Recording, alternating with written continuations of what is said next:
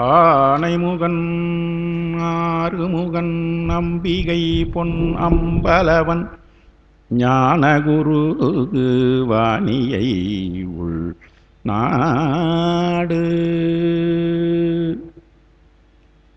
எல்லாம் வல்ல தில்லைக்கூத்தனுடைய திருவருளாலும்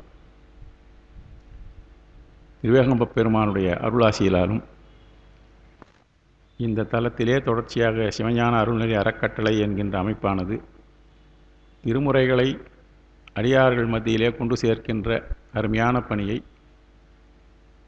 தொடர்ச்சியாக செய்து வருகிறது. அந்த வகையிலே அந்த தொடர்ச்சியாக அடியார் பெருமக்களை சந்தித்து நேரடியாக இந்த அருமையான செயல்பாடுகளை செய்வதற்கு காலமும் இடமும் இடம் கொடுக்கவில்லை. காலம் நியதி இரண்டுமே இறைவனுடைய கையிலே இருக்கின்ற காரணத்தினால அதை மீறி செய்யக்கூடிய நிலையிலே இல்லாத ஒரு காரணத்தினாலும் எடுத்த பணியை தொடர்ச்சியாக முடிக்க வேண்டும் என்கின்ற ஒரு ஆர்வத்தினாலும் அவரவர்கள் இருந்த இல்லங்களிலே சுகாசனத்திலே இருந்து கொண்டு இந்த உரையை செவிமெடுக்கட்டும், இது சென்று சேரட்டும் என்கின்ற ஒரு நல்ல எண்ணத்தினாலே இந்த ஒளிப்பதிவு என்கின்ற ஒரு நிகழ்ச்சியை ஏற்படுத்தி இதன் மூலமாக இந்த செய்தியெல்லாம் சென்று சேருவதற்கு ஒரு வாய்ப்பு கொடுத்திருக்கிறார். அந்த வகையிலே 11வது திருமுறையிலே 11வது திருமுறை சிற்றிலக்கியங்களின் தொகுப்பு என்கின்ற ஒரு அருமையான அமைப்பு மற்ற திருமுறைகளிலும் இல்லாத ஒரு தனிச்சிறப்பு 11வது திருமுறைக்கு உண்டு. அதிலே பல்வேறு இலக்கியங்கள் தமிழிலே எவ்வாறெல்லாம் தமிழ் வளர்ச்சிக்கு பாடுபடுகின்ற அருளாளர்கள் எழுதிய பல்வேறு பிரபந்தங்கள் என்று சொல்லுவார்கள், சிற்றிலக்கியங்கள் என்று தமிழே சொல்வார்கள், அவற்றினுடைய தொகுப்பையெல்லாம் எடுத்து ஆனாலும் அந்த மரபு தவறாமல் இறைவனை பற்றி பாடுகின்ற செய்திகளை எல்லாமே கொடுத்து அதை தொகுத்து வெளியிட்டிருக்கிறார்கள். அந்த தொகுப்பிலே இருந்து 12 திருமுறைகளிலே 11ஆம் திருமுறை மிக நீண்ட அருளாளர்களால் பாடப்பட்டது. அவற்றை இங்கே அனைவருக்கும் சென்று சேர்க்க வேண்டும் என்கிற காரணத்தினாலே சிவபெருமான் திருவந்தாதி என்கின்ற ஒரு பதிகமானது 100 பாடல்கள் ஏற்கனவே இங்கே சிறப்பாக சொற்பொழிவு ஆற்றப்பட்டது. அந்த வகையிலே இப்பொழுது அந்த வரிசையிலே 24வது பிரபந்தமாக இருக்கின்ற சிவபெருமான் திரு மும்மணிக்கோவை என்கின்ற ஒரு அருமையான சிற்றிலக்கியம். மும்மணிக்கோவை என்பது இதிலே அருளாளர்கள் எழுதிய அருமையான பதிகங்கள். மும்மணிக்கோவை என்பதிலே 30 பாடல்கள் இருக்கிறது.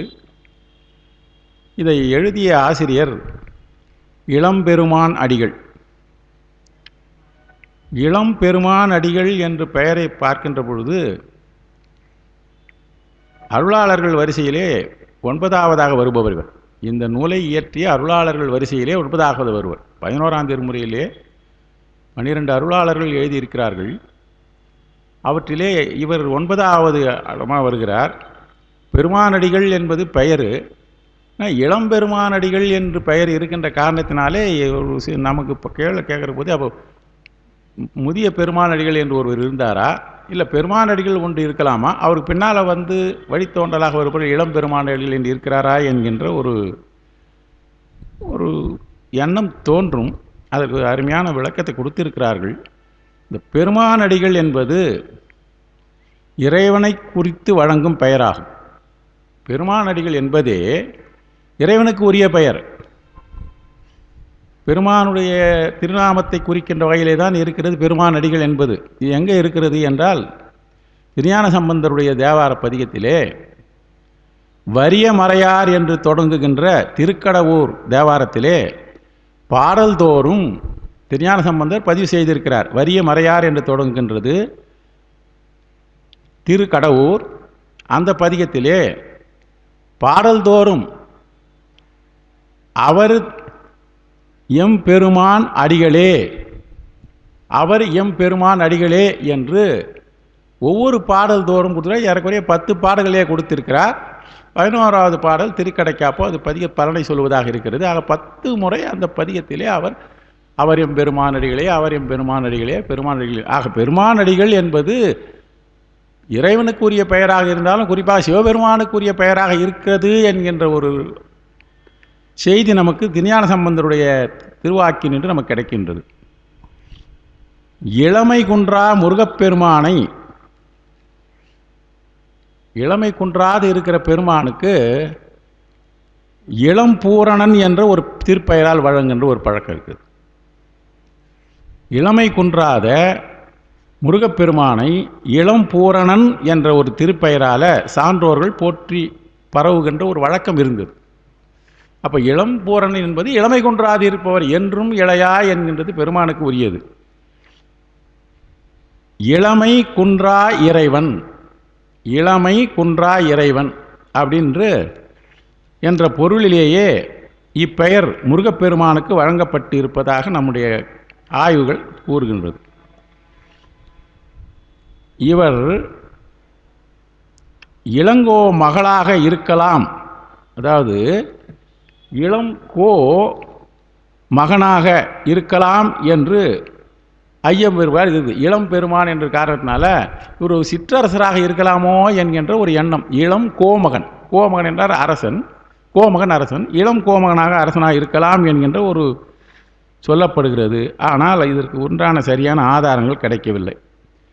இந்த செய்தி இவருடைய பாடல்களை பார்க்கிற போது இவர் அரசருடைய இளையவராக இருந்தார் என்பதற்கும் இவருடைய மூத்த சகோதரர் அரசராக இருந்தார் என்பதற்கு உண்டான எந்த விதமான சான்றும் இவருடைய பாடல்களிலே இருந்தாலும் சற்று கிடைக்க வேண்டுமல்ல. 30 பாடல்கள் அந்த மாதிரி கிடைக்காதனால அந்த சிந்தனைக்கு இடம் இல்லை என்கின்ற அதுக்கு ஒரு மறுப்பு. ஆக கடவுள் பெயரை மக்களுக்கு இட்டு அழைக்கின்ற வழக்கம் இருக்கின்ற காரணத்தினாலே பெற்றோருக்கு முருகப்பெருமானுடைய பெயரை வைத்து பெருமானடிகள் என்று வைத்திருக்கலாம். இளம் பெருமானடிகள் என்பது இப்போ நம்ம 2 பார்த்தோம்.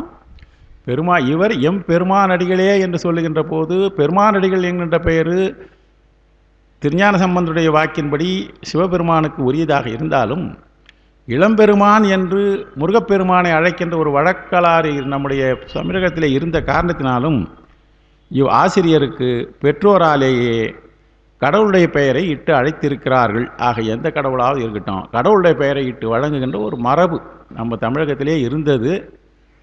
ஏறக்குறைய ஒரு 50 இல்லை 100 ஆண்டுகளாக இப்போது சற்று குறைந்து விட்டது. 100 ஆண்டுகளுக்கு முன்னே நிச்சயமாக அந்த பெயர் எல்லா பேரும் தமிழர்களை அப்படி தான் விட்டாங்க. ஆக இனிமேல் பெருமானடிகள் என்ற பெயருடையோர் இருவராக இருந்து அவர் முன்னே இருந்தவர் பெருமானடிகளாக இருந்து அவருக்கு பின்னே இவர் அதே பெயரை உடையவராக இருக்கின்ற காரணத்தினாலே அந்த வித்தியாசம் காட்ட வேண்டும் என்ற காரணத்தினாலே பெருமானடிகள் இளம் பெருமானடிகள் என்று இட்டு அழைத்திருக்கிறார்களோ என்பது கூட இங்கு ஒரு சந்தேகம் தோன்றுவதற்கு ஒரு வாய்ப்பு இருக்கிறது. ஆகையினால் இவர் அந்த பெயரால் இருக்கின்றும் என்று கூட கருதுவதற்கு ஒரு வாய்ப்பு உண்டு. அதாவது ஒரு பெயருக்கு எவ்வளோ சிந்தனைகள் கொண்டிருக்கிறாங்க பாருங்கள். ஆசிரியர் பிறந்த நாடு, ஊர், குலம் முதலியவை இவை என தெரிந்து கொள்வதற்கு உரிய சான்றுகள் இல்லை. இந்த சான்றுகளிலே ஏதாவது ஒன்று இருந்திருந்தால் இந்த பெயர் ஏன் வந்ததுன்னு இவங்க கண்டுபிடிச்சிருக்கலாம். ஆனால் சான்றுகள் இல்லை. எங்கேயோ ஓலைச்சுவடிகளிலே பாடல்கள் கிடைத்திருக்கின்றது. அது எவ்வளோ பெரிய வேலை பாருங்கள். பாடல்கள் கிடைத்திருக்கிறது. இது இளம்பெருமானடிகள் தான் எழுதினார் என்று தெரிகிறது. அடுத்தது இவர் இவ்வாசிரியர் பிறந்த நாடு ஊர் தெரியவில்லை என்றாலும் இவர் பாடிய திருமும்மணிக்கோவை, திருவெண்காட்டடிகள், அதிராவடிகள் ஆகியவர்களது பணுவல்களுக்கு முன்னே தொகுக்கப்பெற்றிருத்தலால் இப்போ கணக்கு போடுறாங்க. நாள் தெரியவில்லை, அதாவது பிறந்த காலம் தெரியவில்லை, காலத்தை கணிப்பதற்காக இல்லை என்ற காரணத்தினாலும் இவருடைய பதிகம் இப்பொழுது தொகுக்கப்பட்டிருக்கிறது. இப்போ 24வது தொகுக்கப்பட்டிருக்கின்றதுனால இவருக்கு முன்னே இருக்கின்ற பாடல்களின் தொகுப்பு அதிராவடிகள் எழுதியது, திருவெண்காட்டு அடிகள் எழுதியது என்கின்ற இவருடைய 20 பணுவல்களுக்கு பின்னால் இவர் தொகுத்திருக்கிற காரணத்தினால அவருடைய காலங்கள் ஓரளவு கணிக்கப்பட்டிருக்கிற காரணத்தினாலேயும் இவருடைய காலம் அதற்கு பின்னால் இருந்திருக்கலாம் என்று ஒரு சிந்திக்க தோன்றுகின்றது. அந்த சிந்தனையின்படி இவருடைய காலம் கிபி 9ஆம் நூற்றாண்டின் இறுதியும் 10ஆம் நூற்றாண்டின் தொடக்கமுமாக இருக்கலாம் என்று கூறுவது பொருத்தமாக இருக்கிறது என்று ஒரு நிறைவு செய்கிறது. ஆக ஒரு ஆசிரியருக்கு எவ்வாறெல்லாம் சரியாக முறையிலே தேர்ச்சி செய்திருக்கிறார்கள் என்பது. அடுத்து மும்மணி கோவை என்பது எல்லாருக்கும் தெரிந்திருக்கலாம், இருந்தாலும் சற்று அதை பற்றி நம்ம தெரிந்து கொள்வது ஒரு சிறப்பு. ஒரு 2 மணித்துளிகள் அதை பற்றி. 3 மணிகள் சேர்த்து ஒரு கோவை. கோவை என்பது ஒரு கழுத்திலே சரிகின்ற ஒரு மாலை. மும்மணி கோவை, 4 மணி மாலை, இது மாதிரி நிறைய வாழ்க்கையில் ஒரு வழக்கம் இருக்கிறது. அகவல், வெண்பா, கட்டளை கலித்துறை இவையெல்லாம் தமிழ் பணுவல்களுடைய பிரிவுகள். அதில் அகவற்பா, வெண்பா, கட்டளை கலித்துறை ஆகிய 3 மணிகளால் இயற்றதாய் சிவபெருமானுக்கு அணியும் அழகிய மணி வடமாக அமைந்துள்ளது. மாலை என்பதற்கு, கோவை என்பதற்கு தமிழ் சொல்லு மணி வடம். மும்மணி கோவை என்றால் 3 மணிகளால் வைத்திருக்கின்ற மணி வடமாக அமைந்திருக்கின்ற காரணத்தினாலே இப்பணுவல் திரு மும்மணி கோவை. ஏன் இந்த திரு முன்ன போட்டாங்கன்னா இறைவனுக்கு இருக்கிற பெயர் இருக்கிறதுனால இறைவனுக்காக பாடப்பட்ட பாடல்கள். ஆகையினால மும்மணி கோவை. திருமும்மணி கோவை என்பது இறைவனுக்காக உகந்ததாக, அதுவும் பெரிய உலகத்திலேயே முதிர்ந்த, அதாவது உலகத்திலே தெய்வம் என்றாலே சிவபெருமான் தான். கோயில் என்றாலே சிவபெருமான் இருக்கிற கோயில் என்று கருதுகிற ஒரு வழக்கம் இருந்த காலத்தினாலே சிவபெருமான் மும்மணி கோவை, அதுவும் திருமுறையிலே ஒரு பாயினத்திலே வைந்திருக்கிற காரணத்தினாலேயும். ஆக பாடல்கள், இந்த பாடல்களெல்லாம் அந்த சங்க பாடல்கள் என்பது அளவில் இருக்கின்றது. இந்த பாடல்களில் இருக்கின்ற பொருள் எல்லாம் சொல் செறிவு பொருள் செறிவு உடையது. அந்த அளவுக்கு செறிவாக இருந்து நம்ம பார்ப்பதற்கு வாய்ப்பு இருக்கிறது என்றால் ஒரு பாடல் 2 பாடல் சொல்லலாம். இருந்தாலும் ஓரளவுக்கு நம்ம காலம் நம்ம குறிப்பாக இருக்கிறதுனால அந்த செய்திகளை மட்டும் நாம் சொல்லி செல்லலாம் என்று இன்றைக்கு நான் எடுத்துக்கிறேன். இலக்கிய பயிற்சி உடையார்களுக்கு மட்டும்தான் படித்த உடனே புரிந்து கொள்ள முடியும். அந்த இலக்கிய பயிற்சி இல்லாதவர்கள் எல்லாம் புரிந்து கொள்வதற்காக கொஞ்சம் பிரயத்தனப்பட்டு, கேட்பவர்களுக்கு அது செவியிலே மட்டும் கேட்டால் போதாது. கேட்டல் என்பதற்கு செவியின் மூலமாக கேட்டால் மட்டுமல்ல, அது சிந்தையிலே தொடுகின்ற அளவுக்கு பொருள் செறிவு பொருள் வேண்டும் என்ற காரணத்தினாலே, சொல்ல வேண்டிய ஒரு காரணம் இருப்பதனாலே, இந்த பொருளும் கேட்பவர்களுக்கு இனிது விளங்குகின்ற வகையிலே பயிற்சி உடையார்களாக தான் சொல்ல முடியும் என்கின்ற ஒரு கருத்து நிலவுகிறது. ஏனென்றால் அவர் ஆழமான பொருளை உடையது. இறைவனை முன்னிலைப்படுத்தி இந்த பாடலில் பெரும்பாலும் 30 பாடல்களையும் இந்த பாடல் எந்த வகையிலே அமைக்கப்பட்டிருக்கிறது, எந்த தொனியிலே தொனிக்கிறது, என்ன முறையில் அமைந்திருக்கிறது, யார் பேசுகிற மாதிரி இருக்குது, நேராக பேசுகிற மாதிரி பேசியா, யாரை பார்த்து பேசுகிற மாதிரியா, எங்கேயோ பார்த்து சொல்கிற மாதிரியா இருக்குதான்னா இப்போ நான் மைக்கை பார்த்து சொல்லிட்டு இருக்கிறேன். ஆனால் இந்த பாடல்கள் முழுமையும் இறைவனை முன்னிலைப்படுத்தி உரையாடி மகிழ்வது. பேசுகிறவங்க அத்தனை பேரும் இந்த பாடல்களிலே இருக்கிற செய்திகள் முழுமையாக சிவபெருமானை முன்னிலைப்படுத்தியது. சிவபெருமான் மும்மணி கோவை என்பது காரணத்தினாலே இறைவனுடைய பெருமையையும் இறைவனிடத்திலேயே பேசுவது போலவும், இந்த பாடல் நீங்கள் பார்த்தீங்கன்னா தெரியும், இறைவனுடையத்திலேயே அவர் பேசுவது போலும் இருக்கின்றது. சில இடங்களிலே இறைவன் மீது காமுற்ற தலைவியினது துயர உரைப்பனவாக இருக்கிறது, செவிலிக்கூற்றாக அமைந்திருக்கிறது. ஆக இந்த 30 பாடல்களிலே இவ்வாறாக செய்திகள் இருக்கிறது. இப்போ நாம் நூலினுடைய உள்ளே போவோம்.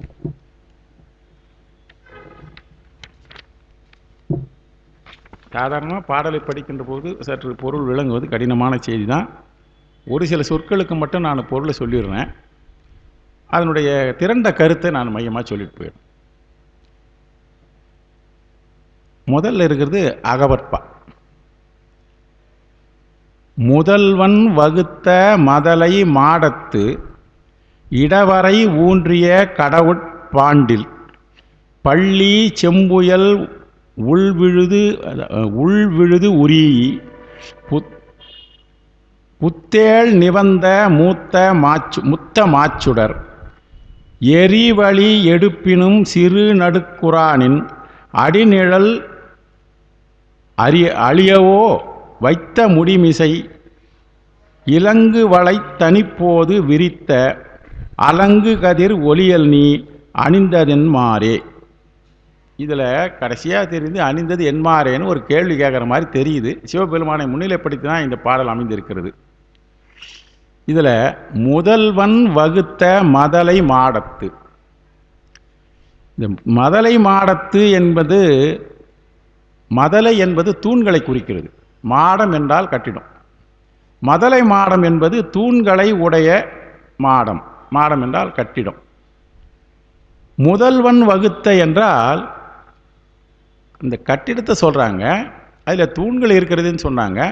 வகுத்தல் என்றால் அந்த அமைத்தல், தூண்களை உடையதாக சிறந்ததாக அமைப்பதற்காக வகுத்தவன் முதல்வன் என்று சொல்லுற காரணத்தினால அந்த கட்டிடக்கலையிலே சிறந்தவனாக இருக்கின்ற முதல்வன். ஆக அந்த கட்டிடத்தை வகுப்பதிலே சிறந்தவனாக இருப்பது என்றால் முதல்வன் என்பது சிற்ப வல்லவனாக முதல்வன் என்று கொள்ளப்படும். முதல்வன் என்பதற்கு சிற்பக்கலையிலே வல்லவனாக இருக்க வேண்டும். அப்படிப்பட்டது அந்த கோயிலிலே. இப்போ கோயிலை பற்றி தான் சொல்லிட்டு வர்றார். முதல்வன் வகுத்த மதலை மாடத்து, மதலை என்பது தூண்களை உடையது. தூண்களை உடையதாகவும் சிற்பக்கலையிலே வல்லவனாக இருப்பவன் வகுத்ததாகவும் அவனால் அமைக்கப்பட்டதாகவும் இருக்கின்ற இடவரை ஊன்றிய கடவுட்பாண்டில். கடவுள்பாண்டில் என்றால் இறைவனுக்காக வகுத்து அமைக்கப்பட்ட ஆலயத்திலே இடவரை ஊன்றிய என்றதில் இந்த இடவரை என்பது கருவறையை குறிக்கிறது. இடவரை என்றால் கருவறை. அந்த இடத்திலே பெருமான் தங்கியிருக்கிறார். பள்ளி செம்புயல் உள்விழுது உரியி புத்தேர் நிவந்த முத்த மாச்சுடர். அதாவது முத்த மாச்சுடர் என்றால் முத்தினுடைய ஒளி போன்றது. பள்ளி செம்புயல் என்றால் பள்ளி கொண்டு இருக்கிறார்னு அர்த்தம், தங்குகின்ற இடம். பள்ளி என்றால் தங்குகின்ற இடம். பெருமான் தங்கி இருக்கிறார்.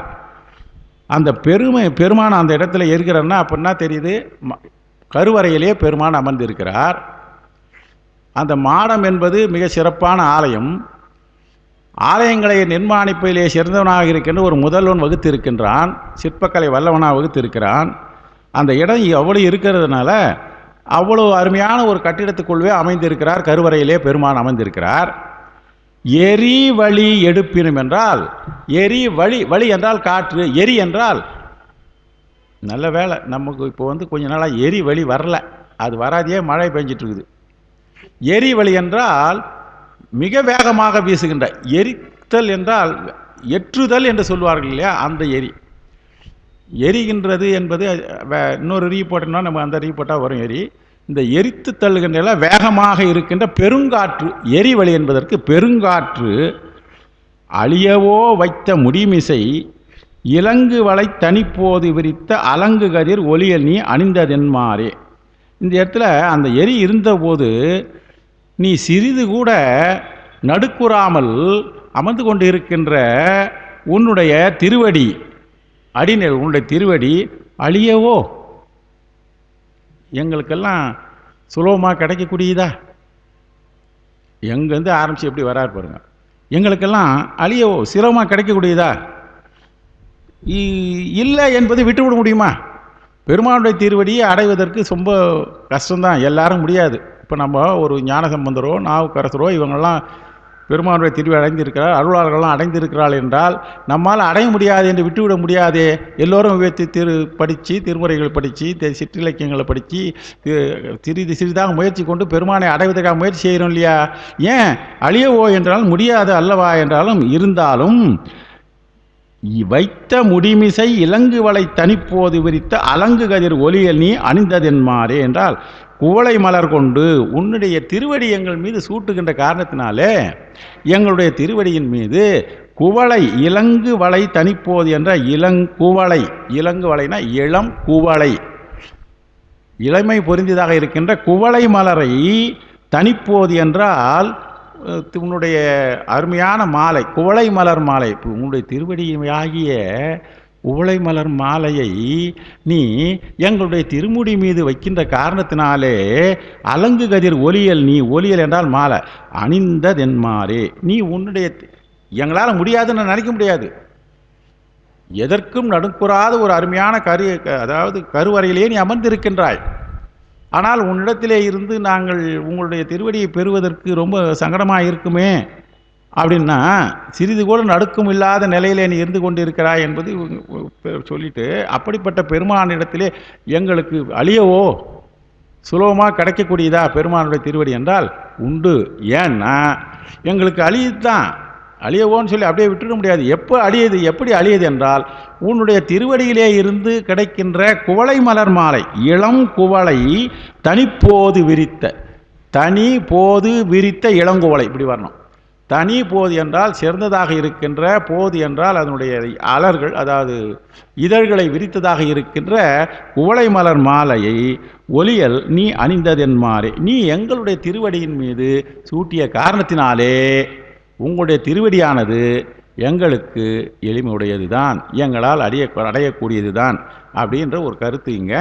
இதில் என்னென்ன, இந்த இளங்குவளை ஏங்க கொண்டு வந்தார்னா, நம்முடைய சைவத்தில் ஞான தீக்கை செய்கின்ற பொழுது, தீக்கை வகையிலே செய்கிற போது, ஞான தீக்கை செய்கின்ற பொழுது குவளை மலர் மாலையை சூட்டுதல் மரபு. ஞான தீக்கை செய்கின்ற போது குவளை மாலையை சூட்டுவது நமக்கு மரபாக இருக்கின்றது. சார் இது எங்க சார் வந்திருக்குது? கழுநீர் மாலை கடவுள் போற்றி, நம்முடைய திருவாசகத்தில் வருது. திருவாசகத்தில் வந்து தாண்டகத்திலையும் வரலாம். கழுநீர் மாலை கடவுள் போற்றி என்கின்ற சொல்லு இருக்கிறதுனால பெருமான் அந்த திருவடியிலே சூட்டி இருக்கின்ற மாலரானது கழுநீர் என்பது குவளை மலரை குறிப்பிட்ட சொல்லு. ஆகையினால கழுநீர் மாலை கடவுள் போற்றி என்கின்ற காரணத்தினாலேயும் திருவடியிலே சரண் புகுந்தவர்களுக்கு பெருமானுடைய அந்த மாலையானது கிடைக்கக்கூடியதாக இருக்கிறது என்றும் இந்த மரபு பற்றி சொல்லியிருக்கிறாங்க. அப்போ இதை வந்து மொத்தமாக சேர்ந்து ஒரே 4 வரியில் சொல்லணுன்னாக்கா, சிற்பக்கலை வல்லவனாக இருக்கின்ற, அதிலே சிறந்தவனாக இருக்கின்றவனாலே வடித்து அமைக்கப்பட்ட தூண்களை உடைய, உயர்ந்த நிலைகளை உடைய திருக்கோயில்களிலே உள்புற கருவறையிலே அடுக்கி அதாவது அந்த கருவறையிலே அழுந்த வைத்த தெய்வத்தன்மை பொருந்திய வட்டமாகிய தங்குமிடத்தில், பெருமானுடைய கருவறையிலே பெருமான் வட்டமாகிய தங்குமிடத்தில், அதாவது கூர்மாசனம்னு பேர், வட்டமாக தங்குமிடம் இருந்தால் கூர்மாசனம் என்று அழைக்கப்படுகின்ற பள்ளியின் கண் மாலை காலத்திலே காணப்படுகின்ற சிவந்த மேகம் போன்றவும் விழுது போலவும் விலங்கு தோன்றுவது இது இலிங்க வடிவத்தை குறிக்கின்றது. இந்த பெருமான் நாங்கள் வீட்டில் இருக்கிற இடத்தை அவ்வளோ சொல்லியிருக்காது. கடவுள் தன்மை மேலெழுந்து தோன்றிய முத்தொளி போல விளங்குவது, முத்தொளி என்பதற்கு இங்கே வந்து முத்த மாச்சுடர்னு வருது 4வது வரியில். அந்த முத்து ஒளி போன்ற விரும்புவனே தலங்கள் தோறும் இலிங்க வடிவிலே நீ இருந்து அருள் புரிந்து கொண்டு இருக்கின்ற பெருமான் என்றதில் எல்லா இடத்துலையும் இப்படி தான் வந்து வட்ட வடிவமான ஆசனத்திலே பெருமான் விழுதுகள் போய் அந்த போல் நிலை இருக்கிறார் என்றே சொன்னது. பெருங்காற்று அடிக்கினும் சிறிதும் அசைவுறாத திருவடி, உன்னுடைய திருவடியானது நிலையான தன்மை உடையது. பெருமானுக்கு நிலையான தன்மையுடையதுன்னா அது அசைவுறாது என்றது இல்லை. அவர் திருவடியை அசைந்த யார் அடைகிறார்களோ அவர்களும் அசைவுறாமல் இருப்பாங்க. உயிர்களுக்கு அசைவுறாத தன்மையை கொடுப்பதற்காக என்னுடைய திருவடி, அந்த திருவடி என்ன ஆகுதுன்னா எங்களுக்கெல்லாம் எளியதாக இருக்கின்றதா? ரொம்ப எளியது தான். எப்படி என்றால் எளிய அல்ல, ஆயினும் அவற்றை நீ சூடிய எங்கள் தலைமேல், எங்களுடைய இப்போ இவர் பாடிக்கிறவர் எவ்வளோ அருமையாக சொல்லியிருக்கார் பாருங்க. எங்கள் தலைமேல் உன்னுடைய திருவடியை சூடிவிட்டாய் என்கின்ற ஒரு நிறைவான நிலையிலே இருந்து பாடியிருக்கிற மாதிரி தெரியுது இல்லையா? இந்த இளம் பெருமானடிகள் எவ்வளோ அருமையாக சொல்லியிருக்கார் பாருங்க. உங்களுடைய அடியார்களுக்கு நீ சூட்டிய எங்கள் தலைமேல் மற்றும் உனது குவளை மலர் மாலையை சூட்டியது எக்காரணத்தினால் நீ எனக்கு சூட்டியிருக்கிற அப்படின்னா என்ன அர்த்தம்னாக்கா, உனக்கு தீட்சை கொடுத்துருக்கம்பா, ஞான தீக்கை கொடுத்தாச்சின்னு ஒரு பொருள் இருக்கிறது. ஆகையினால இந்த இது அதனால் மதலை என்பது தூணு, முதல்வன் என்றால் இங்கே நான்முகன் என்று சொல்கிறார்கள். ஆனால் வந்து ஒரு உரையாசிரியர் என்ன சொல்லியிருக்காருன்னா, முதல்வன் என்றால் சிற்பக்கலை வல்லவன் சொல்லியிருக்காங்க. நான்முகன் வந்து எல்லா கோயிலையும் செய்ய முடியாது, ஆனால் படைத்தல் காரணம் எல்லாத்தையும் அவர் தான் படைக்கிறார்னு சொல்லியிருக்காங்க. பாண்டில் என்றால் தகழி, அகல். புத்தேள் என்பது விண்ணுலகு, புத்தேள் உலகம், புத்தேளிர் உலகம் என்பது விண்ணுலகம். தேவலோகத்துக்கு புத்தேளிர் உலகம் என்கிற ஒரு பொருள் இருக்கிறது. புத்தேள் உலகம். நிவந்த என்றால் உயர்ந்த. கதிர் ஒலிகள், அதாவது மதலையாகிய மாலை, மதலையாகிய மாடம். அதனால் ரொம்ப கடினமான பொருள்களை உடையதாக இருக்குது. ஓரளவுக்கு இந்த பாட்டில் என்ன செய்தி நமக்கு கிடைக்குதுன்றது உங்களுக்கு புரிஞ்சிருக்கும்னு நினைக்கிறேன். பெருமானுடைய திருவடி தாமரை அடியார்களுடைய திருவடியிலே இருக்கின்ற குவளை மலர் மாலை அடியார்களுக்கு பெருமான் சூட்டி அவர்களை பக்குவப்படுத்துவான் என்கின்ற ஒரு செய்தி நமக்கு கிடைக்கிறது. பெருமான் அமைந்திருக்கிற ஆலயத்தினுடைய அமைப்பையும் சொல்லியிருக்காங்க. ஆலயங்கள் எவ்வாறு சிறப்பாக அமைக்கப்பட்டிருக்கிறது என்பதும் அந்த காலத்தில் ஆலயங்கள்லாம் எவ்வளோ சிறப்பாக, இவர் 9ஆம் நூற்றாண்டு இல்லையா, அதுக்கு முன்பே ஆலயங்கள் சிறப்பாக அமைக்கப்படுகின்ற ஒரு வழக்கம் இருந்திருக்கிறது. சங்க காலத்தில் முன்னர் தான் 2000 வருஷத்துக்கு அதாவது கிமுவுக்கு போனோம்னாக ஆலயங்கள் இவ்வாறு வகுக்கப்பட்டதாக செய்திகள் இல்லை. மரங்களின் கீழே தான் ஆலயங்கள் இருந்தது என்கின்ற ஒரு செய்திகள்லாம் இருந்திருக்குது. இன்னும் நமக்கு ஆய்வில் பல்வேறு அகழ்வாய்வுகளிலே பார்த்தா இருந்து உங்களுக்கு செய்தி தெரிகின்ற போது ஆலயங்கள் எப்பொழுதெல்லாம் அமைந்திருக்கிறது என்று நன்றாக தெரிந்து கொள்ளலாம். அடுத்தது 2வது வெண்பா. மாறு தடுத்த மணிக்கங்கை திங்களின் கீறு தடுப்ப கிடக்குமே, நீரடுத்த செந்தாள் வரையின் திரள் போல திருமேனி எந்தாய் நின் சென்னி இடை. நல்லா தெரியுது, பெருமானே உன்னுடைய சென்னி என்றால் திருமுடி, திருமுடியின் மீது இருக்கிறது. எது போல இருக்கிறா? செந்தாழ் வளையின் திரள் போல திருமேனி. உன்னுடைய திருமேனியிலே, திருமேனி எவ்வாறு இருக்கிறது? அந்த திருமேனியிலே உன்னுடைய சென்னி என்கின்ற திருமுடி எவ்வாறு இருக்கிறது? அந்த திருமுடியிலே ஒன்று பொருள் இருக்கிறது. அந்த இருக்கிற பொருளை சொல்ல போற. பெருமானுடைய திருமேனி, அந்த திருமேனியின் மீது திருமுடி, அந்த திருமுடியிலே இருக்கிற பொருள் நிறைய இருக்குது. திருமுடியிலே பெருமானுக்கு கங்கை சூடி, அதுக்கு மேலே பிறை இருந்துக்குது. இதெல்லாம் சொல்ல வராரு. இதில் ஒவ்வொன்றா, இதில் பெரும்பாலும் இந்த பதியங்களிலே, இந்த 30 பாடல்களிலே பிறையையும் கங்கையும் கிட்டத்தட்ட ஒரு 7-8 பாடல்கள் சொல்லியிருக்கார். அது ரெண்டுத்தையுமே நிறைய தொடுத்து சொல்லியிருக்கார். இப்போ பார்க்கலாம். பெருமான திருமேனி எப்படி இருக்கு பாருங்க. 2வது வரியில நீர் அடுத்த செந்தாழ் வரையின் திரள் போல. இந்த செந்தாழ் வரை பெருமான் செம்மேனி அம்மான், சிவந்த தன்மையுடைய மேனி, நெருப்பு, அது மேல நீர் பூத்து இருக்குது. சிவந்த நிறத்தை உடைய பெருமானுக்கு திருநீர்.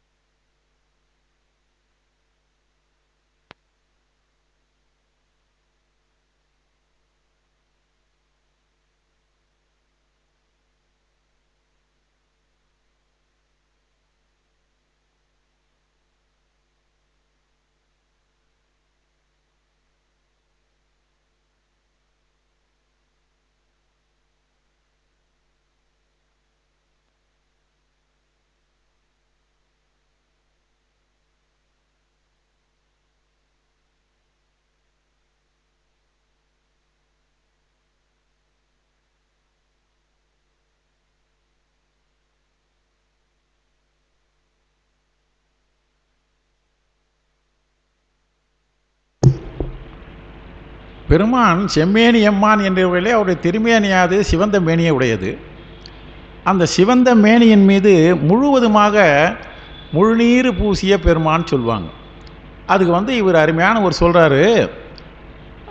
நம்ம தமிழ் மொழியிலே ஒரு வழக்கம் இருக்குது, நீர் பூத்த நெருப்புன்னு.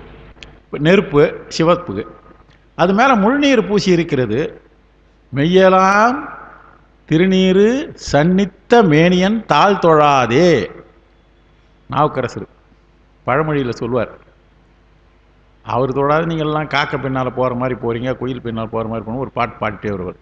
ஒவ்வொரு பாடலையும் ஒரு பழமொழி திருத்தாண்டகம்னு நினைக்கிறேன். அதுபோல் நீரெடுத்த செந்தாழ் வரையின் பெருமானுடைய திருமேனிக்கு கொடுக்குற ஒரு பேர் பாருங்க, நீர் அடுத்த செந்தாழ் வரையின். நீர் பூத்த நெருப்பு போல் இருக்கின்ற, அது எப்படி பெருமானுடைய திருமேனி மலை போல இருக்கிறதா, நீர் பூத்த நெருப்பு போன்ற மலையாக இருக்கிறது. அந்த பெருமான் அப்படி இருக்கிற திருமேனியிலே உன்னுடைய தலையிலே இருக்கின்ற திருமுடி இருக்கின்றது, அதில் ஒரு அற்புதம் நான் பார்த்தேன் அப்படின்றாரு. அங்கே நான் என்ன செய்தி சொல்கிறாரு, ஒன்று அந்த திருமுடியிலே உன்னுடைய நீர் பூத்த நெருப்பு போன்ற உயர்ந்த மலை போன்று இருக்கின்ற உன்னுடைய திருமேனியிலே இருக்கின்ற சடையிலே அங்கே மணி கங்கை இருக்கிறது. மாறு தடுத்த மணி கங்கை.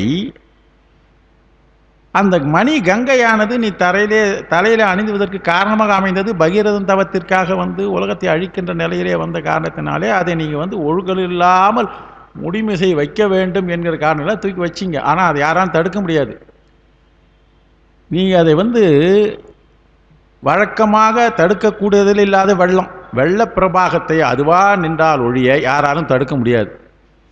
தடுப்பணை கிடுப்பனையெல்லாம் போட்டு வச்சாலும் கூட ஒரு சூழ்நிலை விட்டால் தடுப்பணைகளை அது தட்டிட்டு போய்விடும். ஆனால் பிரபாவத்தை தடுக்க முடியாத ஒரு சூழ்நிலை இருக்கின்ற கங்கை, அந்த கங்கையை உன்னை தடுக்க முடியாதா, தடுப்பதற்கு நான் ஒருக்கிறேன் என்பது வழக்கத்திற்கு எதிர்மாறாக நீ தடுத்து இருக்கிறாய். அந்த மாறு தடுத்த மணி கங்கை திங்களின் கீறு தடுப்ப கிடக்குமே. அந்த மணி கங்கை எப்போதும் ஒழுகுது அந்த தன்மை, நீ தடுத்து அதை நிற்க வச்சுட்ட. இருந்தால் கூட அது ஒழுகுனே இருக்குமே, எப்போவாது ஒழுக்குன்னு வந்துட்டா என்ன பண்ணுறது?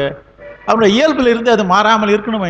இயல்பு திருப்பி ஒழுங்குனா என்ன பண்ணுறதுக்காக அதுக்கு தடுக்கிறதுக்கு தான் அந்த கீறு இருக்கிறது இவருடைய கற்பனை. திங்களின் கீறு, திங்களின் கீறு என்பது பிறைச்சந்திரனை குறிக்கிறது. ஆக கங்கையை ஒழுகாமல் இருப்பதற்காக பிறைச்சந்திரனாவது தடுத்து கொண்டிருக்கிற நிலையிலே இருக்கின்ற உன்னுடைய திருமேனியிலே ஒரு காட்சியை நான் பார்த்தேன் அப்படின்ற. முழுவதுமாக நீர் பூசப்பட்டது, அசையாது நிற்கின்றது. திரட்சியான வடிவம் பெருமானுக்கு. எம் தந்தை போன்றவனே, நீ என்னுடைய சடையின் மீது எதிர்மாறாக தடுக்கப்படுதுன்னு இதுதான். வழக்கமாக ஒழுகி கொண்டு இருப்பது தான் கங்கையினுடைய. ஆறு என்பதே என்ன அர்த்தம்?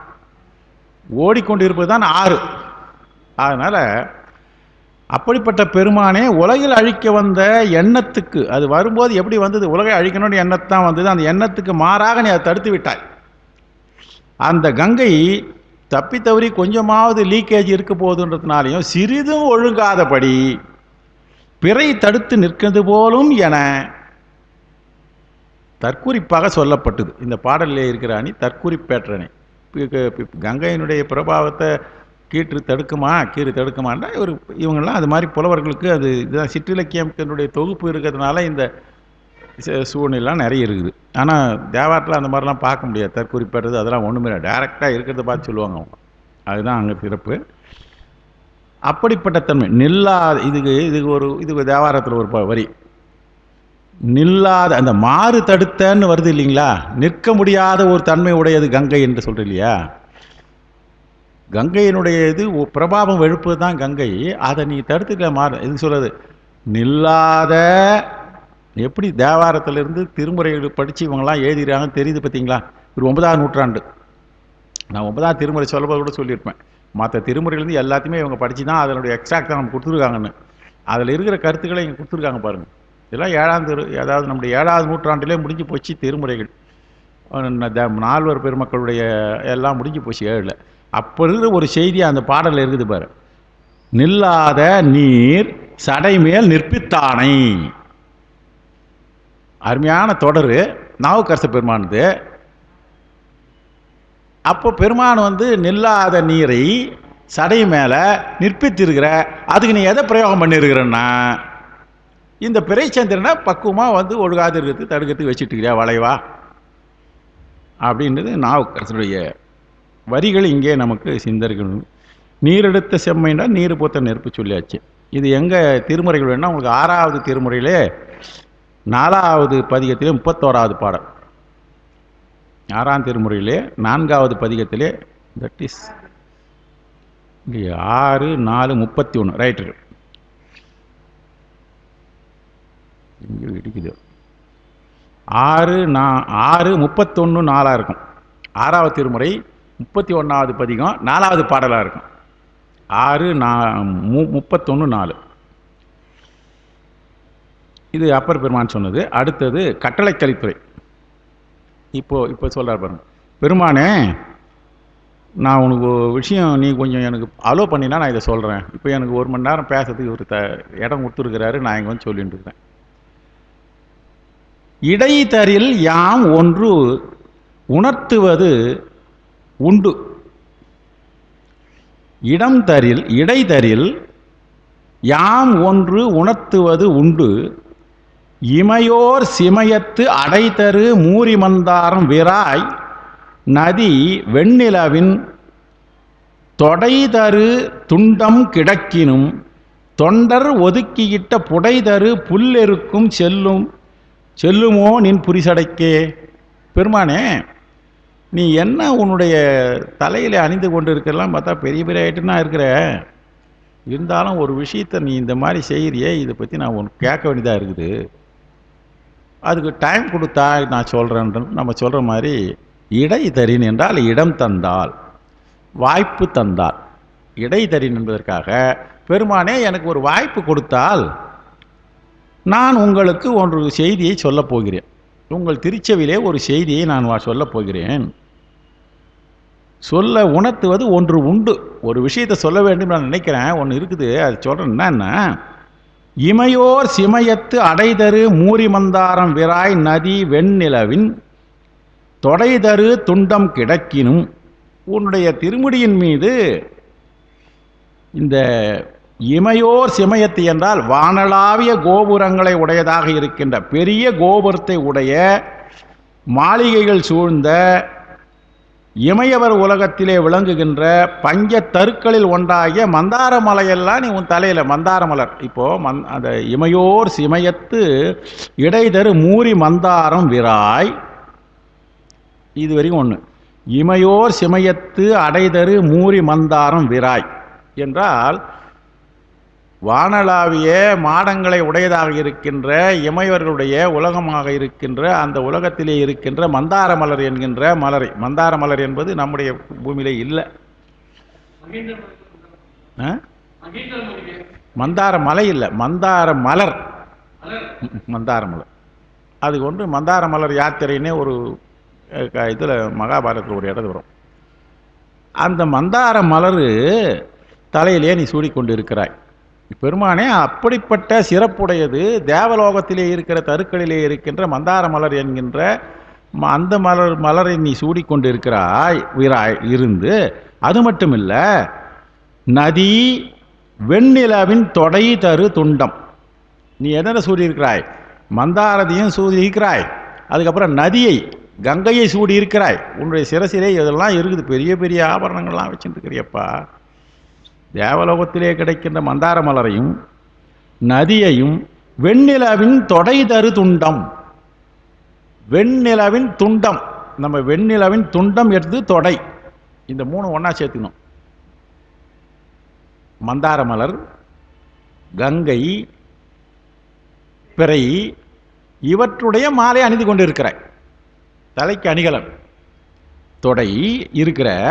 இருந்தாலும் இதெல்லாம் விட்டுட்டு தொண்டர் ஒதுக்கியிட்ட புடைதரு புல்லெருக்கும் செல்லுமோ நின் புரிசடைக்கே. தொண்டர்களால் கூட, அன்பர் யாதாயினும் உனக்கு கொடுக்கணுன்றதுனால கொடுக்குற என்ன கொடுக்குறோம் நம்மெல்லாம் அடியார்கள் இடுகின்ற புல்லியதாக இருக்கின்றது. இந்த எருக்கம் செடி பெரும்பாலும் யாரும் ரொம்ப சிறப்பாக கருது இல்லை. சிவனடியார்களுக்கு தான் எருக்க மலர் பார்த்தாக்கா சிவபெருமான் நினைப்பு வரும், இதை எடுத்து போய் பெருமானுக்கு சாத்தலான்னு தோணும். மற்றவர்களால் இது ஒதுக்கப்படுகிற ஒரு தாவரமாக இருந்து கொண்டு இருக்கிறது.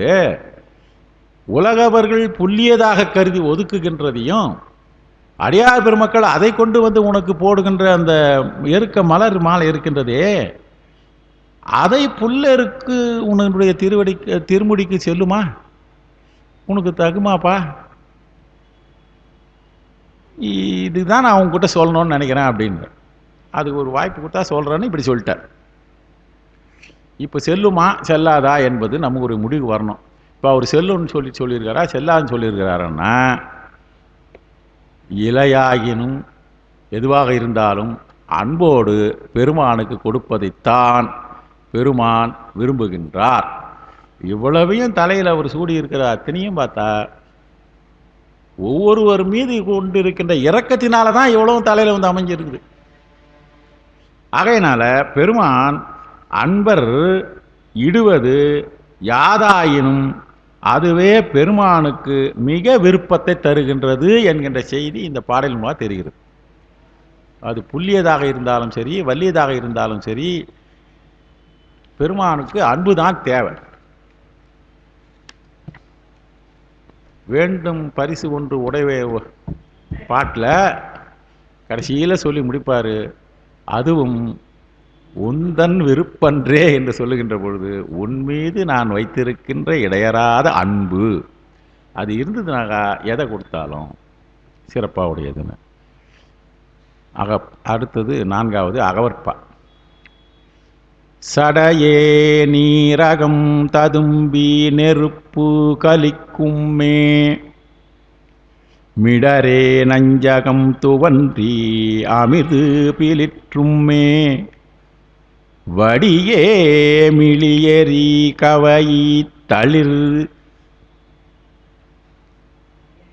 தயங்கும்மே வடிவே மிளி ஏரி கவை தளிர் தயங்கும்மே அடியே மடங்கள் மதம் சீரி மலை மலை பழி. அங்கே ஒரு எழுத்து ஏதோ விட்டு போயிதுன்னான்னு தெரில. மலரா ரகர ஒற்றா மலர் பழிக்கும். சரி, நான் எழுத்து ரிப்பீட்டாக எழுதிறேன், ஆனால் விட்டு. அடியே மடங்கள் மதம் சீரி மலர் பழிக்குமே. இன்னும் அருமையா அகுதான்று அது மட்டும் இல்லாது அகுதான்று அது மட்டுமல்லாமல் இணைய என்று அருகிலம் யாமே முனைதவத் தலையே 3 வகுத்த தனித்தாள் கொலையூன்று குடுமி நெடுவேலோயே. இந்த கீழே இருக்கிற 3 வடிகள் பெருமானுக்கு கொடுக்குற விழி. பெருமான்கிட்ட கேள்வி கேட்குறாரு. கேள்வி கேட்குற போது யாரை குறிப்பிடுறாரு? பெருமானேன்னு சொல்ல போகிறாரு. பெருமானு சொல்வதற்காக என்ன சொல்கிறாருன்னா, இணைய என்று அருகிலம் யாமே முனை தவ தலை 3 வகுத்த தனித்தாள் கொலை 1 குடுமி நெடு வேலோயே. பெருமானே, இந்த முறையை முனை தவ தலை 3 வகுத்த தனித்தாள் கொலை 1 குடுமி நெடு வேலோயே என்பதை திரிசூலத்தை குறிக்குது. முனை தவ தலை 3 வகுத்தது. முனை தவம் என்றால் போரை மிகுதியாக உடையதாக இருக்கின்றது தான் இந்த வேலுக்கு அழகு. இப்போ வேலு எது இருந்தாலும் எந்த ஆயுதமாக இருந்தாலும் அது போருக்கு அடிக்கடி போய் வந்தால் தான். அந்த அதியமான் காலையில் ஔவையார் சொல்லுவாங்க. அதுபோல் போரை மிகுதியாக உடையதாக விரும்புகின்றதாக இருக்கின்ற கூர்மையானதாக இருக்கின்றதும் 3 தலைகளை உடையதாகவும் அமைக்கப்பட்டிருப்பதாக இருக்கின்ற தனித்தாள் ஒப்பற்ற ஒரு நீண்ட தாளினை உடையதாக இருக்கின்ற கொலை 1 குடுமி என்றால் ஊன்றுதல் என்றால் சேர்தல், குடுமி என்றால் முனை. சேர்ந்த முனை என்றால் கூர்மையான முனையை உடையதாக இருக்கின்றது. கூர்மையான முனையை உடையது. போருக்கு செல்பவர்களாக விரும்பி கொண்டு கொண்டு செல்வதாக இருப்பது, 3 தலையாக வகுத்து உடையது, ஒரே நீண்ட காலினை உடையது, அப்படிப்பட்ட நீண்ட வேலினை உடையவராக இருக்கின்றது என்றால் திரிசூலத்தை உடைய பெருமானே என்றார். அந்த திரிசூலத்துக்கு இவ்வளவு குறிப்புகள் கொடுக்குறாரு. உனைய இது நீங்கள் மேலே சொல்ல போகிற செய்தி வந்து எனக்கு என்னான்னு தெரியல. இணையது என்று அரிகலம் யாமை. என்னன்னா, உன்னுடைய சடை இருக்கின்றதே பெருமானுடைய திருமுடி, சடை திருமுடியிலே இருக்கின்ற சடையானது நீரகம் தீர்த்ததும்பி நெருப்பு கலிக்குமே. தலையில் என்ன இருக்குது? நீர். இப்போ கங்கையை போய் நீர் அகம் ததும்பி, நீர் அங்கங்கே பெருமானுடைய திருமுடியிலே நீர் இருந்து கொண்டு இருக்கிறது, கங்கையை வைத்து கொண்டு இருக்கிறா. அது அப்பப்போ கொஞ்சம் திரும்பி நான் போன பாட்டில் அது வந்து பிறையை தடுத்துச்சுன்னு சொல்லிட்டார் இல்லையா. இப்போ இங்கே என்ன சொல்கிறார், அந்த நீர் மேலே இருக்குது, அது இருந்தால் கூட உன்னுடைய திருமேனி அந்த திருமுடியானது செஞ்சடைன்னு சொல்லுவாங்க. அது சடையானது எப்பொழுதுமே சிவந்த நிறத்திலே இருக்கின்ற நெருப்பு கலிக்கும் மேனர். பெருமானுடைய சடை செஞ்சடை என்கின்ற ஒரு தொடர் இருக்குது. செம்மையான சடை உடையவன் இருக்குது, சிவப்பு நிறத்தில் இருக்குது. நெருப்பு கலிக்கும் என்றால் நெருப்பு போன்ற பிரகாசத்தை தருகிறது, செஞ்சடையாக இருக்கின்றது. மிடரு, மிடரு என்றால் இங்கே வந்துட்டார், தலையிலேருந்து இங்கே கீழே வந்துட்டார். மிடரு நஞ்சகம் துவன்றி, நஞ்சு அகம் துவன்றி அமிர்து பிலிற்றுமே. நஞ்சு உள்ளதா போனது எது? நஞ்சு. அங்கே நஞ்சு இருந்ததுனாக்கா அதிலிருந்து நஞ்சு அங்கங்கே கொஞ்சம் கொஞ்சமாக வந்து நின்றா, நஞ்சு வருவதாக இருந்தால் யாராவது பெருமான் கிட்ட போவாங்களா, பெருமானை விரும்புவாங்களா? இல்லை. அது என்ன பண்ணுதான், உள்ளே போன போது நஞ்சாக தான் போச்சு. இப்போன்னா அது வந்து அமிர்து பிலிற்றுதல். பிலிற்றுதல் என்றால் உமிழ்தல். சிறிதாக பிலிற்றுதல் என்றால் தெரித்தல் சொல்கிறோம் இல்லையா. இப்போ நம்ம தமிழ் துமி, துமின்னு ஒரு சொல் வரும் பாருங்க. அது மாதிரி அதுலேருந்து வருகிற அந்த திவலைகள் என்ன வருகிறது? நஞ்சை துமிற்று, நஞ்சை எடுத்துக்கொண்டு அமிர்தத்தை அது வெளியிடுகின்றது. தலைக்கு ஒரு காரணம் சொன்னார், தலையில் இது முடிக்கு ஒன்று சொன்னார். அது என்னன்னா, நீர் மேலே பட்டுனே இருந்தால் கூட அது எப்படி இருக்குது? செஞ்சடை. நீர் இருந்தாக்கா திருநீர் இல்லை, தண்ணீர். தண்ணீர் இருக்கிற போது அந்த சடை அப்போ கூட சிவந்த சடையாக இருக்கிறது. மிடரு என்கின்ற கழுத்து வந்து என்ன ஆகுது, உள்ளே இருக்கிற நஞ்சானது தெரியாமல் அமிர்தத்தை எல்லாருக்கும் கொடுக்கிறது, அமிர்தத்தை வழங்குகிற தன்மை உடையதாக. அதனால்தான் பெரிய புராணத்தில் ஆய்வு உரையில் சொல்லுகிற போது சொல்லுவாங்க, திருநீலகண்டம் என்பதன் மீது இருக்கிற பிரியம்தான் அது. பெருமானுடைய பெயர்களிலே திருநீலகண்டம் என்பது மிக சிறப்புடையது என்று தான் திருநீலகண்ட ரெண்டாவதே வரும். தில்லைவாழந்தன் அடியார்க்கும் அடியேன் திருநீலகண்டத்து குயவனார் கடுவேன்னு அவர் எல்லா நேரத்திலையும் பெருமானுடைய திருப்பெயரை சொல்ல வேண்டும் என்ற காரணத்தினால, எத்தனையோ பெயர் இருக்குது சொல்லலாமே, அவர் ஏன் திருநீலகண்டத்தை சொன்னார்னா, பெருமானுடைய கருணையை உலகற்கு தெரிவிப்பதிலே மிக சிறப்பாக அமைந்திருக்க திருநீலகண்டம். பெரிய புராண உரையாசிரியர் அந்த திருநீலகண்டம் என்ற பெயர் ஏன் வந்தது என்பதற்காக நிறைய செய்திகளை சொல்லியிருக்கார். அந்த வகையிலே அந்த திருநீலகண்டம் என்பது இறைவன் இருக்கிற திருப்பெயர்களையே சிறப்பான பெயர் என்பதை அந்த அடியார் உணர்ந்திருக்கின்றார் என்கின்ற ஒரு செய்தியை அவங்க சொல்லி முடிப்பார் உரையில். அந்த வகையிலே அந்த திருநீலகண்டம், அதனால் அது அமிர்தத்தை கொடுக்கிறதாக இருக்கின்றது.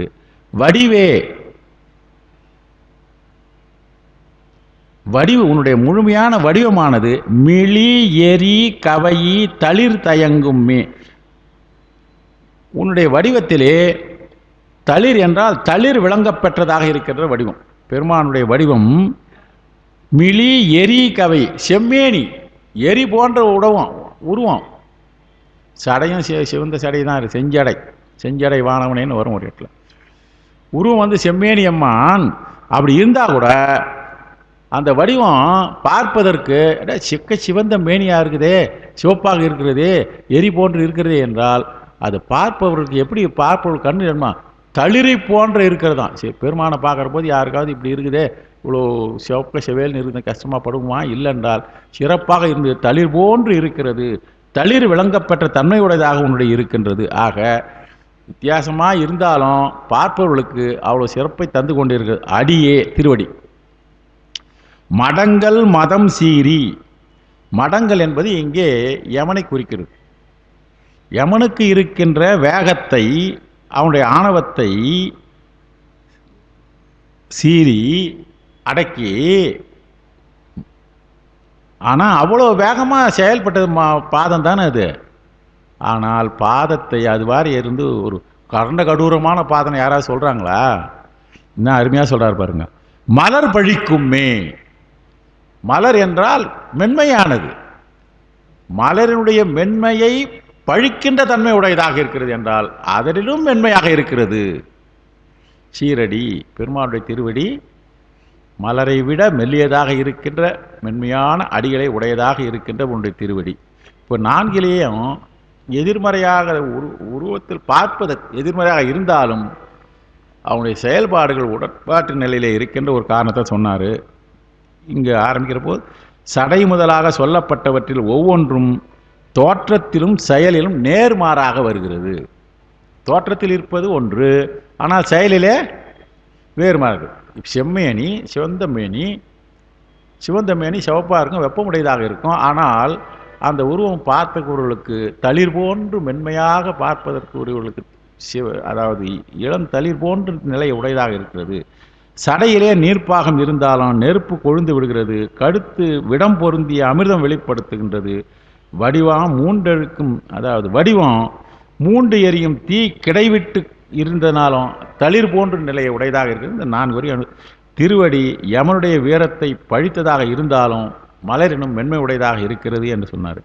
ஆகவே அவைகளை நாங்கள் ஒரு பெற்றியதாக துணியை எங்களால் அமையவில்லை. கடைசியில் என்ன முடிகிறாரு? அதனால் இதை நாங்கள் ஒன்றும் பெருசாக எடுத்துக்கலப்பா, இதெல்லாம் அப்படி தான் இருக்கும். உங்கள்கிட்ட வந்ததுனால எல்லாருமே எங்களுக்கு நீ தயாராக இருந்து கொண்டு இருக்கிறாய், எங்களுக்கு திருவடி கொடுப்பா, அதனால் ஒரு பெரியதாக நாங்கள் நினைக்கவில்லை, அதை ஒரு பெரியதாக நினைக்கிறது எங்களால் முடியல அப்படின்ற மாதிரி சொல்லி முடிக்கிறாரு. செம்மலர் நோழ்ந்தால் சேரல் ஒட்டா. அது நிறைய இருக்குது திருவடி வரட்டும், அப்புறம் வரும்போது சொல்ல. அருமையான தொடர் அது. செம்மலர் நோன்தாள், மலர் போன்று இருக்கின்ற திருவடி. அடுத்தது வெண்பா 5வது பாடல். வேலை முகடும் விசும் பகடும் கை கலந்த காலை நீர் எங்கே கரந்தனையால் மாலை பிறைக்கீரா கண்ணுதலார் பெண்பாகா ஐயோ இறைகூறாய் எங்கட்கு இது. பெருமானை முன்னிலைப்படுத்தி அதே தான் பாடு வருது பாருங்க. பெருமானே இதை எங்களுக்கு முதல்ல சொல்லு, கொஞ்சம் தெளிவாக இருக்குது. பிறைக்கீரா,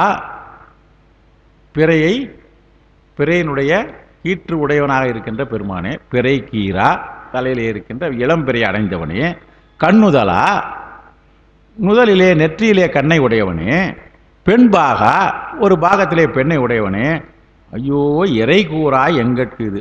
நாங்கள் கேட்குற ஒரு சந்தேகம் இருக்குது, அந்த சந்தேகத்தை எங்களுக்கு கொஞ்சம் சொல்ல. இறை என்றால் கொஞ்சம்னு அர்த்தம்.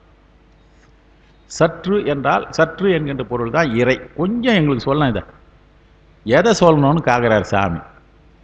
எதுன்னா வேலை முகடும் விசும் பகடும் காலை நீர் எங்கே கரந்தனையால். வேலை முகடும் விசும்பகடும் கை கலந்த காலை நீர் எங்கே கரந்தனையால். பெருமானே இந்த வேலை முகடு என்றால் வேலை என்பதற்கு கடல், வேலை என்பதற்கு மாவேலை ஆலமதைன்னு வரும். சங்க இலக்கிய பாடல் அது. மாவேலை ஆலமதை, பாரதத்தோட ஏதோ வருது. மாவேலை ஆலமதை என்றால் பெரிய கடலினுடைய நஞ்சினைன்னு வரும். மாவேலை பெரிய, அந்த வேலை என்பதற்கு கடல். இந்த வேலையின் முகடும் கடலினுடைய உச்சி. ஒரு இடத்துல கடல் ஒரு மொத்தமாக சேர்ற மாதிரி வரும். அது இந்த மாதிரி இருக்கிறவங்க ஃப்ளைட்டில் போகிற போது பார்க்கலாம். எங்கேயாவது நமக்கெல்லாம் அங்கே தெரியாது. நம்ம அந்த மாதிரி கடலுடைய எண்டை பார்க்கணுன்னாக்கா ஒரு இடத்துல போய் வானத்தை தொடுற மாதிரி இருக்கும். அதுதான் மேலை முகடும், அதாவது கடலின் உச்சியும், விசும் பகடும். விசும்பு என்றால் வானத்தினுடைய நடு இடம். விசும் பகடு என்றால் வானத்தினுடைய நடு இடம். வேலை முகடு என்றால் கடலினுடைய உச்சி. இது ரெண்டும் கலந்து தோன்றுகின்ற ஆகிய இவை இரண்டும் ஒருப்படும்படி நீ ஒரு தூணாய் நின்ற காலத்திலே. பெருமான் ஒரு நேரத்திலே ஊழி பேரு அதாவது ஊழி பேர் பேர் ஒலி இல்லை, ஊழி பேரழிவு நடக்கின்ற காலத்திலே பெருமான் என்ன பண்ணுறாராம், கடலின் உச்சியும் வானத்தின் நடுவிடும் ஆகிய இவை இரண்டும் ஒன்றுபடும்படி நீ ஒரு தூணாய் நின்ற காலத்திலே, நீ நின்னியப்பா கடல்லையே ஒரு இடத்துல நின்றுட்ட, இப்படி நின்னிய அப்போ நீரை எங்கே கறந்தனை, நீ ஒரு தூணா அப்படி நின்றுட்ட போது உன்னுடைய தலையில இருக்கின்ற கங்கையில் நீரை எங்க வச்ச, நீரை எங்கே கறந்தனை, கரத்தல் என்றால் உள்ளடக்கி வைத்தல், எங்கே கறந்தனை என்பதனை அறியாது திகைக்கின்றோம், இதை எங்களுக்கு கொஞ்சம் சொல்லு, எங்களுக்கு கொஞ்சம் சொல்லுனா எப்பேற்பட்ட கேள்வி கேட்கிறார். ஒரு வினாவா விட்டார். கடலின் உச்சியையும் ஆகாயத்தின் வயிற்றையும் ஊழிக்காலத்து பெருநீரையும் எங்கே மறைத்து வைத்தீர், இதற்கு எங்களுக்கு பதில் சொல்வாராக. இதுக்கு பதில் சொல்லணுன்னாக்கா நம்ம சித்தாந்தத்துக்கு தான் போகணும். அது மாதிரி சூழல் வரும்போது உலகத்திலே இருக்கிற எல்லா பொருள்களும் மாயையிலே அடங்கிவிடும். எவ்வாறு தோன்றுகின்றதோ அந்த நிலையிலேயே சிறிது சிறிது சிறிதாக அதுங்கட்டும் இந்த அது அதிலிருந்து அதுலேருந்து இதிலிருந்து இது அப்படியே அப்படியே போய் ஒடுங்கி விடும். அதனால் இந்த நேரத்தை நீ எங்கே வச்சுட்டுருக்கிற அப்படின்னு ஒரு ஒரு ஒரு வினாவிற மாதிரி கேட்டார். அடுத்தது 6 தானே, 6வது பாடல். இது நீர் ஒழிமின் இடை தந்து உமை இமயத்து அரசி புதுநீர் மணத்தும் புலியதளே உடை பொங்கு கங்கை முதுநீர் கொழித்த இளமணல் முன்றில் மென் தோட்ட திங்கள் செதுநீர் ததும்ப திவளம் செய் செஞ்சடை தீவண்ணரே. இதில் ஒரு கேள்வி கேட்கிறார். இது நீர் ஒழிமின் இடை தந்து உமை இமயத்தரசி புதுநீர் மணத்தும். இங்க இமயத்து அரசி என்கின்ற இமாசல புத்திரியை திருமணம் செய்துகின்ற காலத்திலும் புது நீர் மனம் என்றால், நீர் என்றால் நீர்மைத்தன்மை. பெருமான் புது தன்மை தான். அவர் திருமணம் போய் ஒரு இடத்துல செஞ்சுக்கிறாருன்னா அவருக்கு போய் திருமணம் செய்யறதுனா எதுக்கு, அவர் பெருமானுடைய ஒரு புது தன்மை. அது புது நீர்மை என்பது 2வது வரியில். புது நீர் என்றால் புதுமையான நீர்மை தன்மை உடையதாக இருக்கின்ற பெருமானே திருமணம் பண்ணிக்கினேன். சரி, கடவுள் திருமணம் பண்ணிக்கிறது போனார். எப்போ திருமணம் பண்ணிக்கிற போது எங்கன்னாக்கா இமயத்து அரசி உமை, அந்த உமைக்கு வந்து நீ இடை தந்துருக்கிற, பாகம் கொடுத்துருக்கிற. நீ என்ன பண்ணணும், மனத்தும் அப்போ கூட புலியதளே உடை. பெருமான் திருமணத்துக்கு போகிற போது பார்வதி கல்யாணம் பார்க்குற போது புலியத்தோல் ஆடை தான் அணிஞ்சின்னு போனார். அது நமக்கு கந்த புராணத்திலே வருகிறது. புலியதல் உடை பொங்கு கங்கை முதுநீர் கொழித்த இளமணல் முன்றில் மென் தோட்ட திங்கள் செதுநீர் ததும்ப திவளம் செய் செஞ்சடை தீவனர். இந்த பெருமானுக்கு வெளியாக கொடுக்குறாரு. முதுநீர் கொழித்த இளமணல் முன்றில் மென் தோட்ட திங்கள். பெருமானே முன்றிலின் கண் உள்ள திங்கள். இந்த முன்றிலின் கண் உள்ள திங்கள் என்பது, முன்றில் என்றால் வீட்டினுடைய முற்பகுதியிலே இருக்கின்ற திங்கள் எனவும், திங்களின் மேல் நீர் ததும்புதலால் அத்திங்கள் திவள் அம். இந்த திவளம் என்ற வரையத்தில் வந்து திவள் அம் என்றால் துவள்கின்ற ஓர் அழகை திவள்கின்ற என்று சொன்னாகிறது. அப்படிப்பட்ட சடை, அதாவது கங்கையினாலே நீர் ததும்ப இருக்கின்ற ஒரு சடை, அந்த சடையை உடையவராக இருக்கின்ற பெருமானே, நீ தோட்ட என்றால் பூ இதழ் போல் அமைந்திருக்கின்ற அலம்புகின்ற நீரை உடையதாக இருக்கின்ற பெருமானே, நீ இனிமேல் இந்த இமயத்தரசி திருமணத்துக்கு போனே அந்த இடத்துல இருக்கிற புலித்தோல் ஆடையை நீ அணிந்து கொண்டு போனால் அது தேவையே இல்லையே உனக்கு.